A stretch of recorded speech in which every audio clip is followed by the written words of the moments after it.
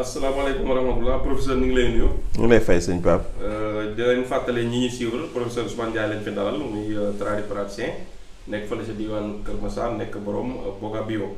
tey nag dañuy ñëw moom ci njariñu suukar professeur si loolu lañ bëgg waxtaan parce que xam naa nag dina xaw a. ñu bëri ñu ko déggee dana leen jaaxal.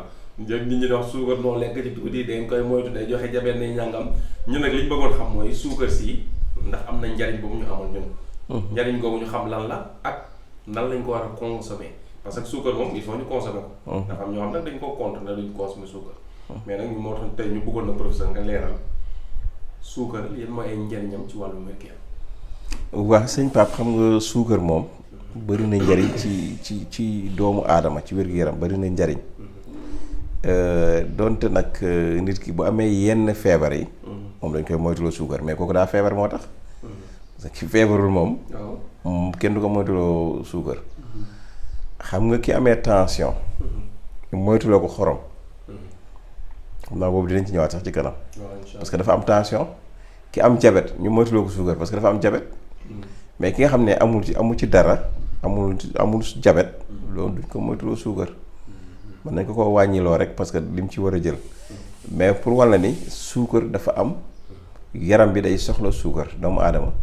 yaram bi day soxla suukar dafa soxla suukar parce que suukar bi ñuy consommer Pape moo ñu jox énergie mooy sawarloo yaram bi daf ñuy jox énergie donc kon dañ ko war a kii moom it day dafa baax ci muscles yi suñu muscles yi ngay gis nii.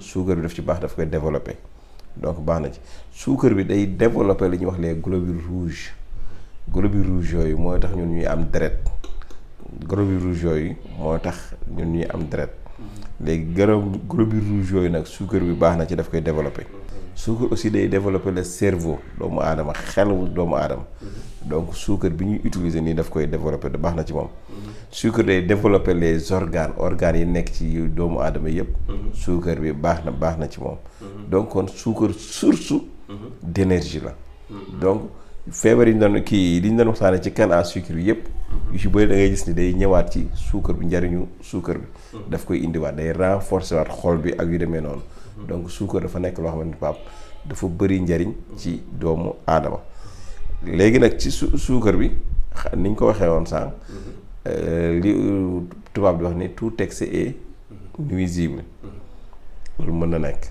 maanaam tout excès est nuisible mooy lu ëpp tuuru donc jël bu bare bi nag moom bu yàggee baaxu ci parce que dafa am li ñuy wax pancréas ci doomu aadama pancréas boobu nag suukar bi ñuy consommer moom bu ñëwee moo koy filtrer moo koy defar exemple moom mooy rôle am léegi nag soo ci jël lu bari exemple ci waxin quoi pour nit ñi seetaan mën a comprendre su ci jël lu bari kon yaa ngi liggéeyloo pancréas bi liggéey bu bari donc buy liggéey bu bari nag kuy liggéey te doo noppal bu yàggee ngay sonn donc loolu mooy indi problème bi moo tax ñu lay wax ne suukar da nga ciy jël lu yem donc utilisation bi mooy utilisation modérée la war a nekk comprendre mais suukar baax na ci wérgu yaramu doomu aadama.